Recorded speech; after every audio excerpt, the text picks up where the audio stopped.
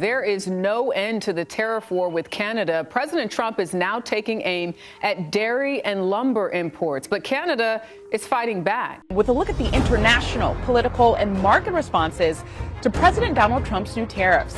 U.S. tariffs came into effect in the early hours of this morning, and so did the Canadian response. Making America rich again and making America great again, and it's happening, and it will happen rather quickly. The United States has never had a more challenging time, especially in the past 4 years. Now in move that's sending ripples through Washington, D.C., Canada has unleashed a brutal $107 billion retaliation against Trump's aggressive trade policies, and the consequences could be devastating. This isn't just about tariffs on steel or dairy. This is a direct strike at the heart of the U.S. economy, and the damage could last for years. The most shocking part? Canada is now threatening crippling blows to the American energy sector, an industry the U.S. simply cannot afford to lose. If you think this is just another trade dispute, think again. This could change everything. They're absolutely livid. They're furious because we look at the United States as our family. We're one big family. We've stood shoulder to shoulder in wars and every other crisis there is.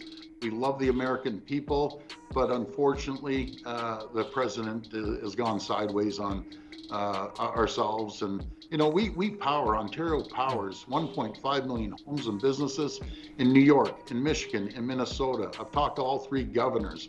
I want to ship more electricity. I want to send more critical minerals, but I will not hesitate to use every tool in our toolbox. The illusion of stability Canada and the U.S. seem to have enjoyed is now shattered. Stay with me, because at the end of today's video, you'll see why it was nothing but an illusion. Tonight, I am announcing Canada will be responding to the U.S. trade action with 25% tariffs against $155 billion worth of American goods.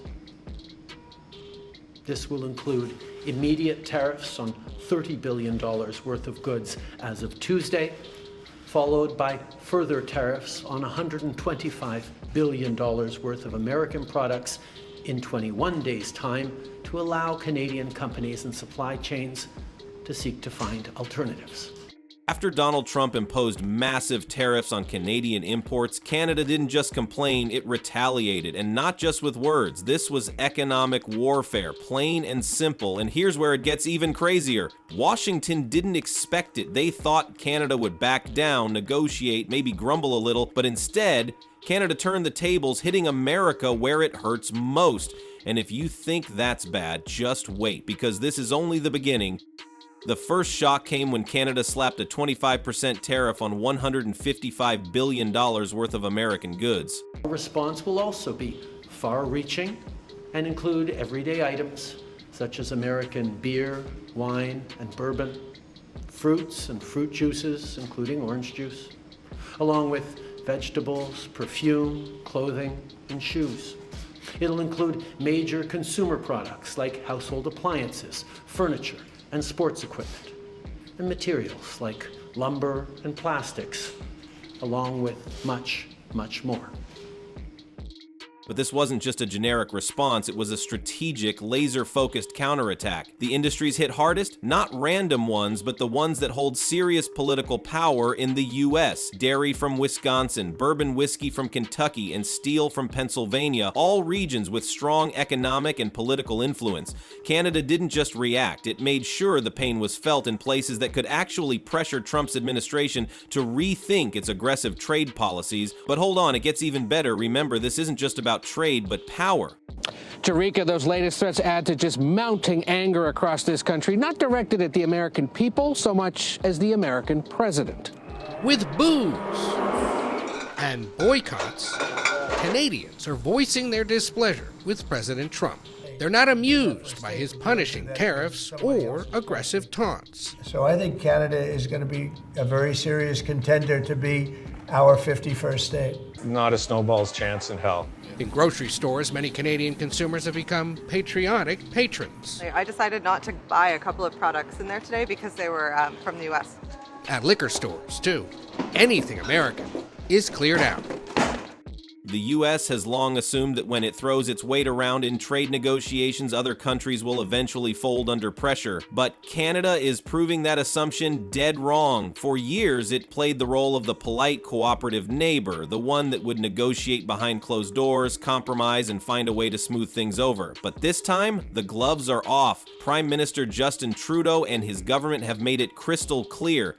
Canada will not be bullied. And that's where things take a shocking turn, because Canada is not just standing its ground, it's showing it has real leverage in this fight. The head of the Canadian province of Ontario is, listen to this, threatening to cut off electricity exports to the United States. Premier Doug Ford says he will turn off the power supply to 3 U.S. states, this in protest of President Trump's recently imposed tariffs. Ford's government is already committed to applying a 25% surcharge on energy exports to New York. And if you think this is just about dairy and steel, think again, because here's what they're not telling you. Canada has a nuclear option in this trade war, and it's something the U.S. depends on far more than people realize: energy. For years, Canada has been one of the largest suppliers of oil and natural gas to the U.S. In fact, many American refineries are designed specifically to process Canadian crude oil. That means if Canada decided to cut back on exports or impose restrictions, the U.S. wouldn't be able to just find another supplier overnight. It would be a logistical nightmare. Fuel prices would spike, manufacturing costs would skyrocket, and inflation, already a huge problem, would get even worse. And just when you thought it couldn't get any worse, there's an even bigger threat on the table: critical minerals. The challenges of critical minerals, for example, in Canada is, as everyone's indicated, we need the policy to be able to allow people to do it.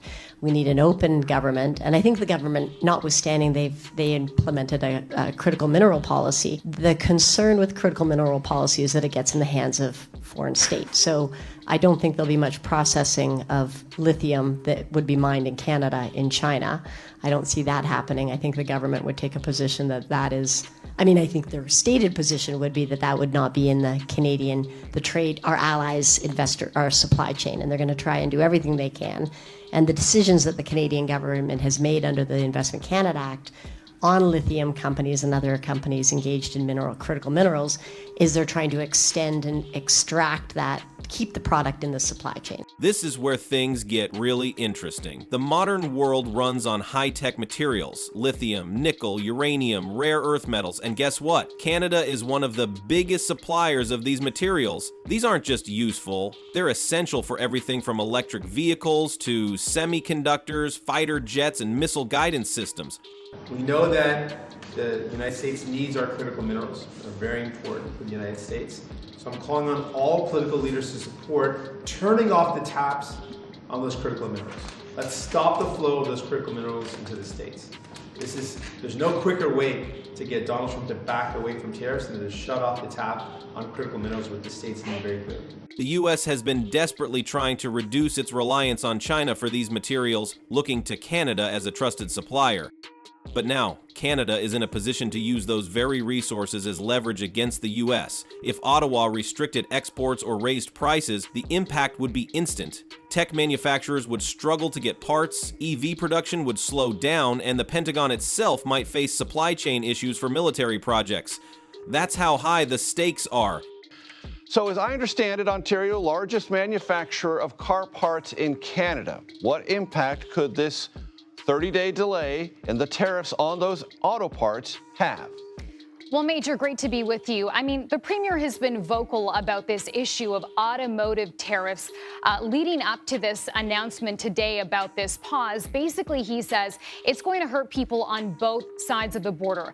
And that's because car plants here in the U.S. heavily rely on parts from Canada and Mexico. So now the big question: what does the U.S. do next? The simple answer is there is no easy way out. If Washington backs down and negotiates with Canada, it will be seen as a sign of weakness, something Trump has built his entire presidency around avoiding. But if the U.S. doubles down and escalates even further, it risks serious long-term economic fallout. And that's just scratching the surface.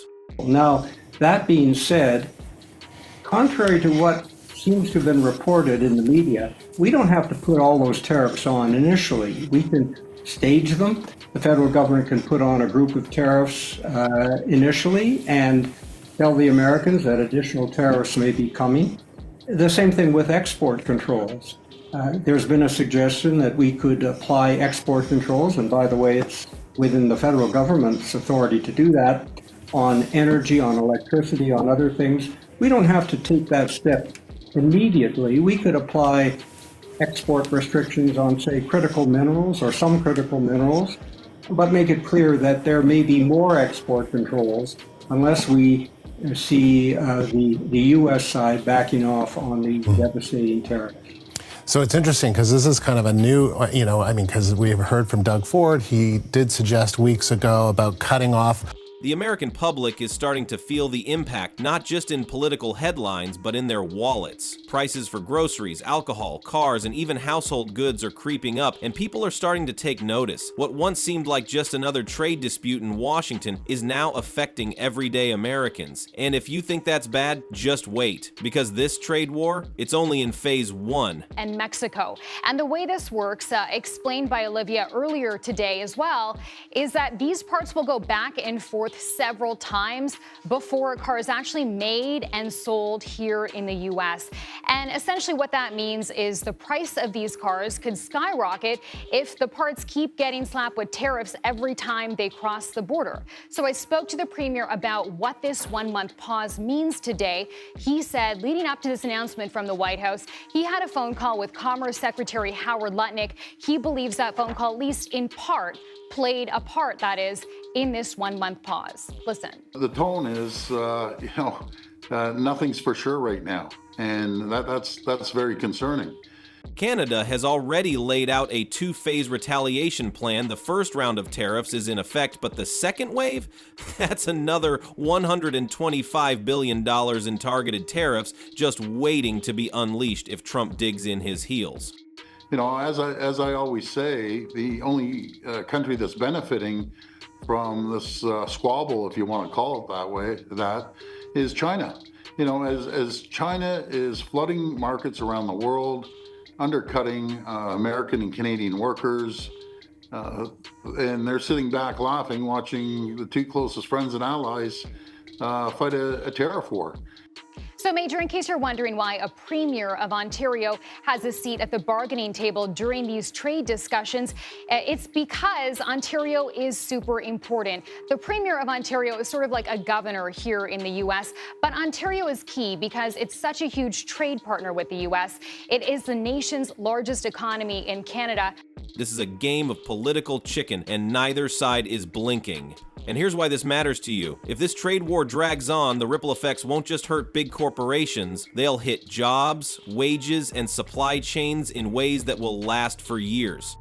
The irony of it all is that Trump's entire strategy was supposed to protect American industries, but now some of those very industries, steelworkers, farmers, auto manufacturers, are starting to feel the heat. They're watching costs go up, exports shrink, and the possibility of layoffs loom, and they're starting to ask questions. Is this trade war really about helping American workers, or is it about political posturing? And the moment those questions start gaining traction, the pressure on Washington gets even stronger. I think, I'm hearing anecdotally, a lot of Americans do think this notion of Canada becoming a 51st state may be a joke, but Canadians, many of them are not receiving it this way. A lot of people are taking this as a serious threat. As a result, we're seeing a lot of nationalism sort of emerge in Canada.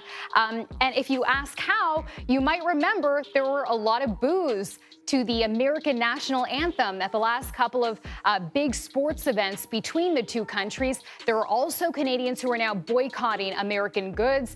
And Major, there are tons of Canadians who will ordinarily come to Florida to spend the winter here. They are not doing that this year. Meanwhile, Canada is playing a long game. It's expanding its trade deals with Europe and Asia, making it clear that America is not its only option.